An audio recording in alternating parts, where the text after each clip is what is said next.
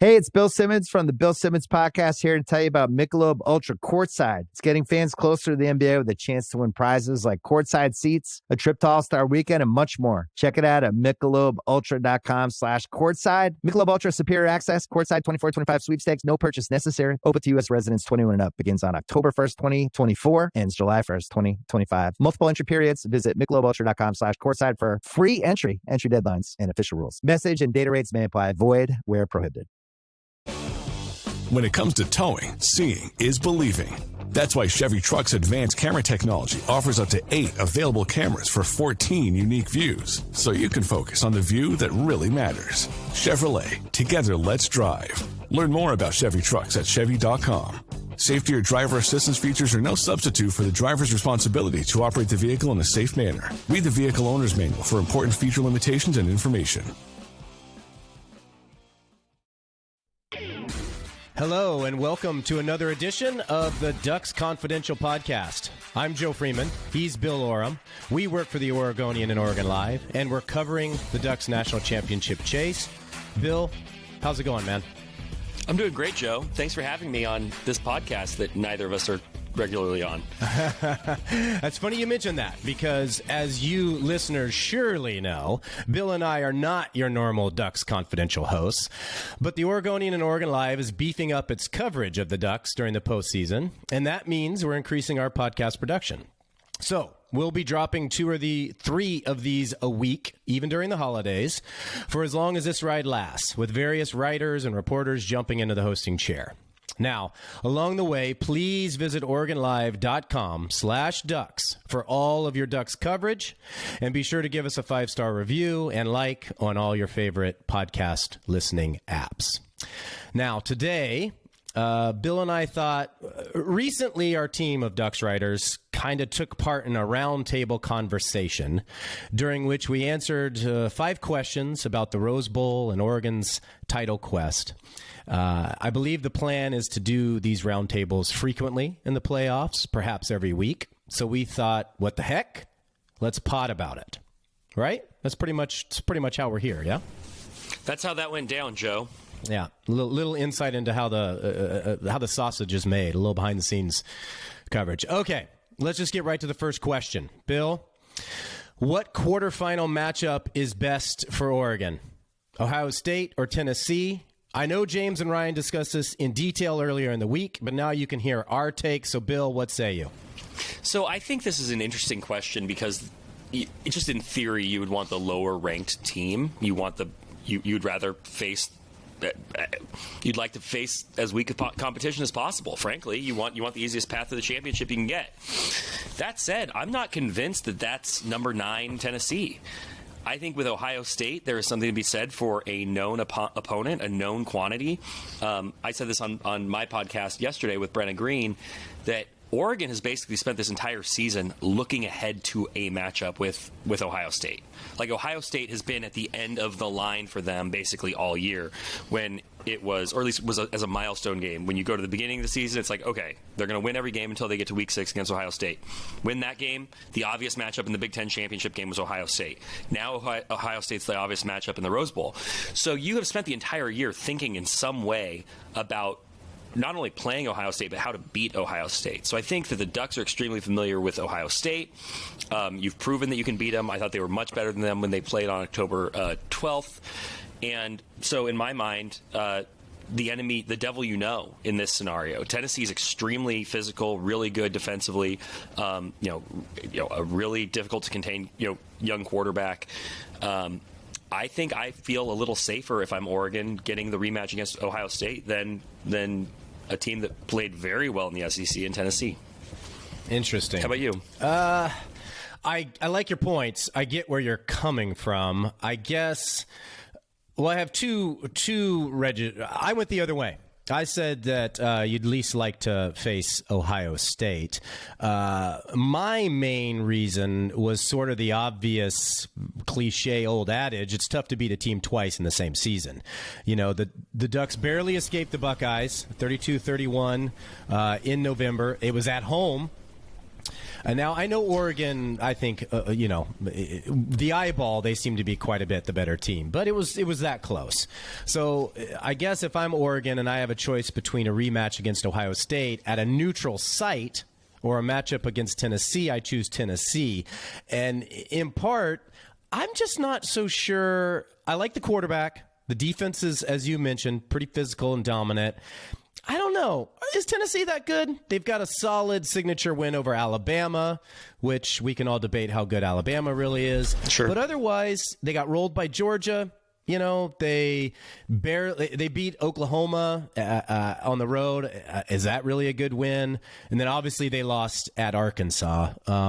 So I don't know. When I look at those two teams, I just think – I know Ohio State's got some concerns on the offensive line with injuries and such. I just think Ohio State's the better team, and I think playing a team twice in the same season is tough. Some of the teams in the SEC that were kind of spoilers this year that teams had trouble with were Kentucky and Vanderbilt. And I would just and Tennessee, by the way, or excuse me, not Tennessee. Tennessee's who we were talking about, and Florida. Tennessee beat all those teams. Florida was in overtime, the same weekend as Oregon, Ohio State. So maybe you don't put as much credence in that one. But they were dominant against Vanderbilt. They were dominant against Kentucky. They were very good against Alabama in that win. So I don't know. I think Tennessee is a bigger question mark and a greater unknown. But either way, you're getting a good opponent in that game. That's what you know. Yeah, for sure. And I will give you, there's a lot of heat with Ryan Day at Ohio State. And, that ramps up that pressure that sort of tends you to do weird things. So, and that's what I was going to say, too, is that Ohio State feels like they're in a little bit of disarray. And, if they make it to the Rose Bowl and they see that same Oregon team that kind of started their run of issues this year, that who knows psychologically what that does.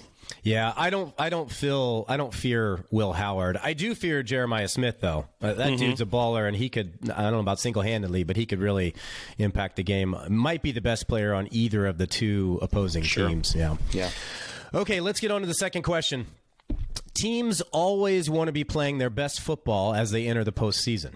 How would you assess the Ducks in this category? Are they peaking at the right time?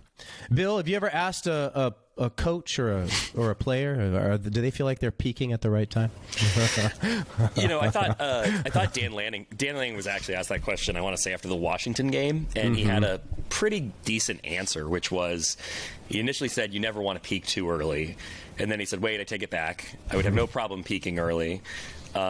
You just still want to be playing your best at the end of the year. Sure. So if you're peaking early, you want to plateau throughout, basically. What's interesting is I think we all came out of that Big Ten championship game with a few more questions about the Ducks than we had going in. The defense was kind of stretched out in a way that we hadn't really seen. I thought Penn State had a great offensive game plan.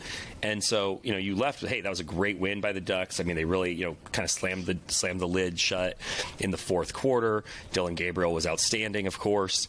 But defensively, I felt less certain about how good the Ducks were than I did, earlier in the, throughout the season. That said, that's what you're going to need. You're going to have games where you need to win different ways. And I think we've seen that from the Ducks, that they can win a game virtually any way that the game presents itself. They've had grinded out games. They've won blowouts. I just think that they have kind of the ability to beat you from all directions. So despite the fact that I don't think they played their best game against Penn State, I do think that they are in a position to be playing their best football on January 1st because of the experience they've had, because they will have had these 3 weeks to get healthy. They have been put through the meat grinder in the Big Ten, especially when you consider that they got Penn State at the end of the year. I think this team is as well set up to go on a run in the playoff as anybody. So I guess my answer is yes. I guess I just would quibble with what the definition of the question is and what peaking actually means. But I think that, to the spirit of the question, I think the answer is yes. For all Blazers fans, it's a Terry Stotts special. I disagree with the premise of your question. Here's my take on it. First of all, the Ducks have clearly the best resume of any team in college football. And if you look at what they did over the final 7 games of the season, I would argue that, yes, they're peaking. They shut out Purdue. They smoked number 21 Illinois. They smashed Maryland. They earned wins at the Big House and Camp Randall. They exercised more than a few demons against Washington, and they beat Penn State in a pretty, the old throw the records out kind of a game. First Big Ten championship, a lot of questions about whether this old Pac-12 team could hold its own against the big bad boys, and they did that and then some. And of the slate that I just mentioned, they outscored those opponents by an average of 37 roughly to 16. So, yeah, I think they're peaking just fine. And it's easy to forget they got up pretty big on that Penn State team. They did some things offensively that caught the Nittany Lions off guard, and Penn State adjusted to their credit, made it quite intriguing down the stretch. But I was never, ever like, oh, I'm worried. If I was a fan, I'd be worried the Ducks are going to lose. They held control of that game throughout. And, they beat Ohio State. They beat Penn State. They won, like I said, at the Big House, at Camp Randall. I agree with you. I think that there are suddenly some questions about their defense because of the way Penn State gashed them, especially on the ground in Indianapolis. But it's hard to argue that they're playing as good or better than they have, all season right now. Because let's not forget that this team stumbled early. I believe someone I know called them out a time or two over the first couple of weeks. So we've certainly seen them. You got to take the softballs when they're lobbed in front of you, even if you're not at the stadium. Hey, I was in an adjacent county. Okay. Yes, that's fair. I think we pretty much agree on that one. It was some caveats. Yeah. All right. Question number 3. How far does Oregon need to advance in the playoff to prove that it has arrived as one of college football's elite teams? So, I think Oregon has arrived as one of college football's elite teams. I think that people think of them as an elite team, but there is a tier that separates the teams that you trust to win a national championship. And Oregon has not reached that yet. They're 0-2 in national championship games. Dan Lanning doesn't have any signature wins against, an SEC program. Hasn't beaten an SEC team yet. Has only had one shot. That could very well change over the next few weeks. I mean, there's a world where they have to go through 3 SEC powerhouses but to win the national championship. So to get to the tier that still eludes them, they have to win it all. That's the only answer. I don't think that there is I think that certainly, you get to the semifinal and it's an all-time great game against Texas and you come up short. I don't know that anybody is saying, Dan Lanning needs to take a hike. But in terms of actually breaking, that ceiling, you got to win it all. And this year they're in great position to do it. Even though the path is difficult, there's not a team in the bracket that you look at as Oregon can't beat them or, oh my goodness, I hope they avoid team X. They would be favored against any team in the field right now. So this is kind of the year to go do it, go prove it. So my answer is that the only thing left for them to accomplish as a program is to win the national championship. I pretty much agree with you, straight on down the line there. I thought about this question, and I had a different answer at first. Originally, my answer was they have arrived as an elite program. They are, I would argue, as perfectly positioned as any program in college football to succeed in the modern era of the sport because of the NIL, because of the transfer portal, because of Phil Knight's big pockets, because of the uniforms and the mystique and the allure and all that stuff, because of Dan Lanning's recruiting and coaching acumen. He's dominated the portal. He's got a very nice handle on who to bring in from that standpoint. Yes. I just think all of those factors at some level even make the Ducks better positioned than many of the blue bloods in the sport.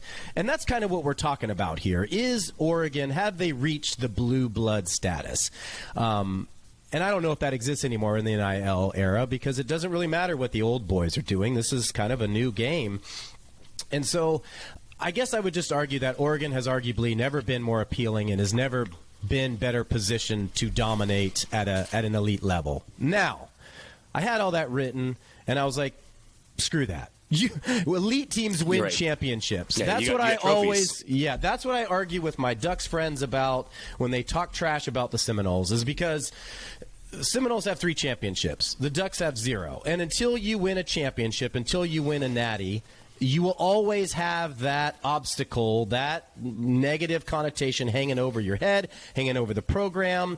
And, as you wrote about earlier this year, seasons like this are fleeting. And we are seeing teams do incredibly well one year and completely fall off the wagon the next because of the portal, because of NIL. And so when you have this golden opportunity in front of you, when you are undefeated, when you are clearly the best team, you got to take it home. And so I think until they win the championship, they're going to continue to be chasing the elite.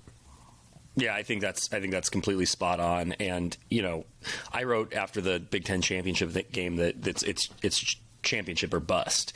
And, we can debate what that actually means, but I think you just laid out perfectly why that's the case. It is set up for you to win your first national championship this year. It's not going to be easy. It shouldn't be easy. But if you are a program that is trying to win national championships, this is where it starts. This is where that begins. So, all right. Interesting. We agree. Okay. 4th question, numero 4. There's a lot of different. Numero 4 doesn't even make any sense. Okay. What is the biggest factor that favors the Ducks winning the national championship? I think the answer is versatility. And by that I mean they are not overly dependent on one style of play. They're not overly dependent on one side of the ball. They're not overly dependent on Dylan Gabriel's ability to run. He can run, but he also, can lead the team through the air. He has, shown that he'll put the team on his back. They have a stable of running backs that they have leaned on, especially to start games and set the tone. Defensively, they have a terrific pass rush tandem. The linebackers are great. I mean, the only thing that you really can point to is that maybe some of the defensive, they have some holes in the defensive secondary. But I think that Oregon has basically got the players and the tools to out counterpunch virtually any team in the country. I think they have. I just think that they have guys who can beat you at every position offensively, and guys who can change the game at nearly every position defensively. And that is a huge advantage, and I think will allow them to win whatever type of game ends up awaiting them at the Rose Bowl, Cotton Bowl, and in the national championship game when they get there. Yeah, that's a good point. I also think that they have a pretty adept and nimble on its feet coaching staff, with especially the coordinators with Stein and Tosh. They've proven to be pretty versatile in how they attack teams and then counter-attacking teams, which we kind of saw in Indianapolis at the Big Ten championship game. That's a really good point on the versatility. They can attack you from all angles, and I mean, arguably as deep as any team in the country. That's kind of where I originally went, was just, they're the only remaining undefeated team, and they quite simply have proven themselves to be the best team in the country. So that's the biggest factor. But then you got to look at what separates them from the field. And in my humble opinion, that's Dylan Gabriel. He's the most experienced quarterback in college football history. He's a Heisman finalist. I think he finished 3rd, right? He owns 40. The highest finishing quarterback in the Heisman voting. There you go. In a very strange Heisman year. He owns 46 career victories. He's on the verge of throwing for more yards than any quarterback in college football history. And I know, I talked to his mom recently, and she's like, one of the knocks on him that people kind of critique him for is, well, he's played so many games, of course he's going to have all these stats. But, it's hard to knock a guy for producing in the games that he's produced and taking advantage of as many years as he can play. So, I just think he's the difference for the Ducks in the postseason. Yeah. It's like I said, do you fear Will Howard? No. Do you? I like the Tennessee quarterback, but he's young. I just think time and time again we've seen the Ducks have trailed in the fourth quarters in 4 or 5 games this year. I thought 3. Is it 4? Is it 3? Maybe it's 4. 3 to 5. Whatever it is, they've proven that hasn't been an obstacle. So they've come back in all these situations. They've been in multiple tight games in the fourth quarter, and a lot of times that comes down almost all the time to the quarterback. And we saw that at the Big Ten championship game. That was when they had to have a big drive and a big completion. It was Dylan Gabriel who carried them there. So we saw it against Ohio State. We've seen it time and time again. And I just think, look, this sport in the NFL, in college football, it's about the quarterback. More often than not, the team that has the best quarterback either wins a championship or has a very, very top-level quarterback that leads them there. So for me, that's a separator for the Ducks. I agree, and the relationship that he has cultivated with his plethora of receivers, including the tight ends. And, you mentioned that Penn State game, and Dan Lanning referenced that 4th and 2 that he picked up to keep the ball in the Ducks' hands, which was huge. Just as big, if not bigger, was the previous drive. I think the Ducks, I wrote all this at the time, but I think they faced 3rd and 9 and 3rd and 6 on that drive. And, he dialed up plays that allowed them to connect, and one of them was the big play to Terrence Ferguson that set up the touchdown. I mean, big-time players make big-time plays. And Oregon has been, and their fans have been incredibly spoiled over the last 3 years by not having to really worry about production at quarterback, not needing to worry about your quarterback making mistakes. It has happened so infrequently.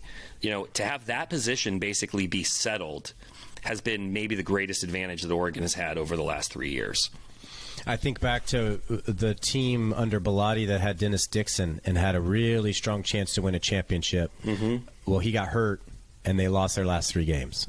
You cannot make up for the loss of a next level quarterback. And for the Ducks, they don't have to worry about that because he's on their roster. All right, last question, Bill. Here we go.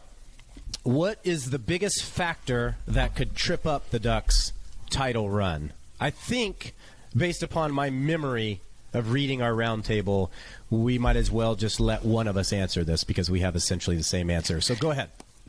I'd love to think of something different, but the one I put in print was the schedule and the way the bracket fell, which, again, Oregon's number 1, favored against any team, should win. Really could win. That said, the fact that they could go Ohio State, Texas, Georgia, 3 teams that have been, for the most part, ranked in the top 2 all season, just to win the national championship is an incredibly treacherous path and a lot of potholes along the way, a lot of landmines. So to me, it's that. It's not any one matchup. It's the accumulation of needing to do that in, 3 games in 4 weeks, with 3 games in 20 days, with that set of matchups. That has never been done in college football. That is why, I feel like everyone's kind of repeating the same talking point on this, but I think it's correct. Whoever wins this national championship will be able to say it's going to be the greatest run of any college football team, just because no team has had to win 3 or maybe 4 games like this in succession at the end of a season, especially without a sizable break. So and I think Oregon has among the top teams the most difficult path. So to me, it's if that catches up with them. Yeah, it's in some ways, I don't want to say it's unfair, but it's unfortunate timing for them. If you look back to the BCS era, they just would have had to win 1 game at this point. Right. You look back even in previous years, they would have had to win 2. Now they have to, they won their conference championship game. Now they have to win 3 more. And it is a punishing playoff path, to be sure. And we talked about kind of whether or not they're an elite program, and the whole blue blood factor. Well, the teams that they would have to beat are all blue bloods. They all own championships. And say what you will about that, and it doesn't matter in the here and now. There's something to be said about that. Georgia's the best program in college football right now. Kirby Smart owns multiple championships. Texas, Ohio State, or Tennessee, whoever it might be, assuming they have to play them, those are premier programs that, and this is not their first rodeo. So to beat them over a 20-day span to win a title, it would be impressive. Also, we haven't even mentioned, obviously, the Rose Bowl is a neutral site, but if they have to play Texas, it will be in Dallas. And if they do end up playing Georgia, it will be in Atlanta. I mean, they're de facto home games. That's a daunting path to a championship, and so far they've been the best team in college football, and they're going to have to earn it to keep that title. The thing that I would say, and I haven't gone back and counted this, but for a lot of this year, if you were to try to identify the 4 best teams in college football, you would have said Georgia, Texas, Oregon, and Ohio State. That was the top 4 to open the season.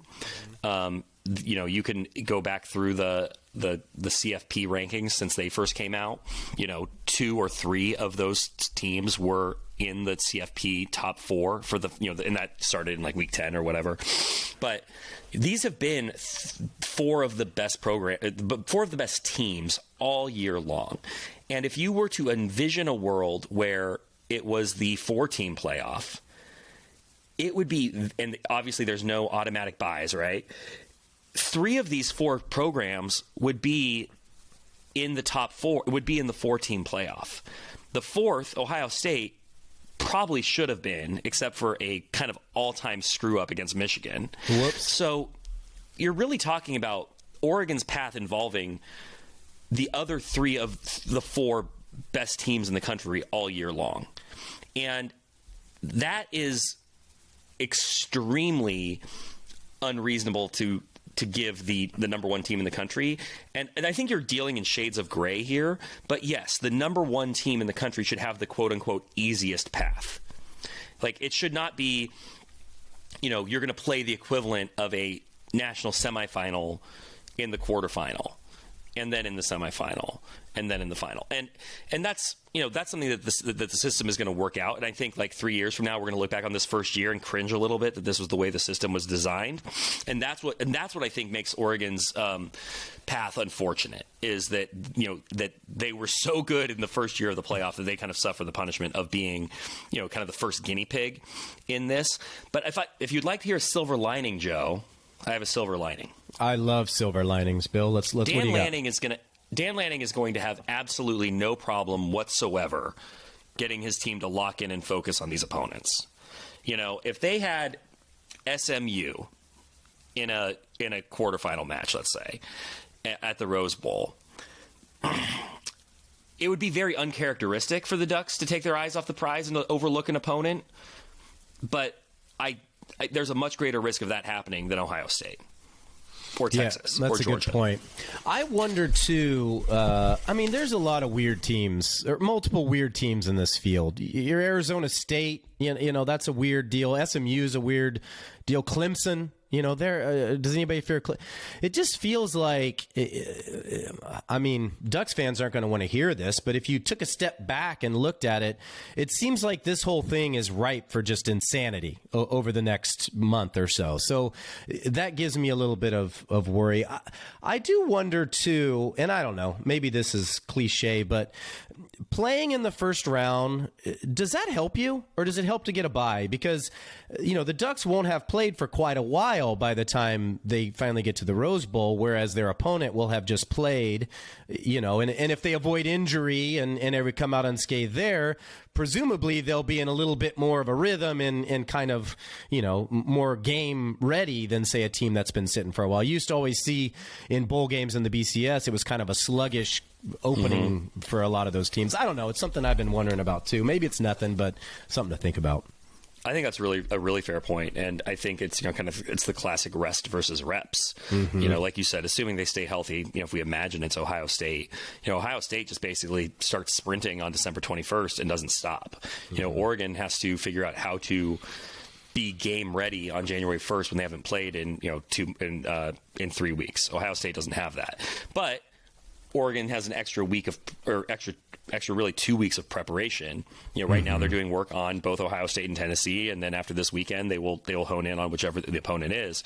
But it's would you rather have that time to prepare and to get your players healthy or would you rather just be out there hitting somebody else and ready to go? I don't think there's a right answer. All questions without right answers that we will have answers to sooner than later. Let's call it there, Bill. Hindsight's 2020 for sure. All right, Bill, that's it. Thanks so much for listening to Ducks Confidential. As I mentioned, we'll be recording these 2 or 3 times a week as long as the Ducks playoff run lasts. So be sure to subscribe wherever you listen to podcasts. And if you do listen in Apple Podcasts and you like the episode, give us a 5-star rating and review. It really helps people find the show. I'm Joe Freeman, and this was Ducks Confidential.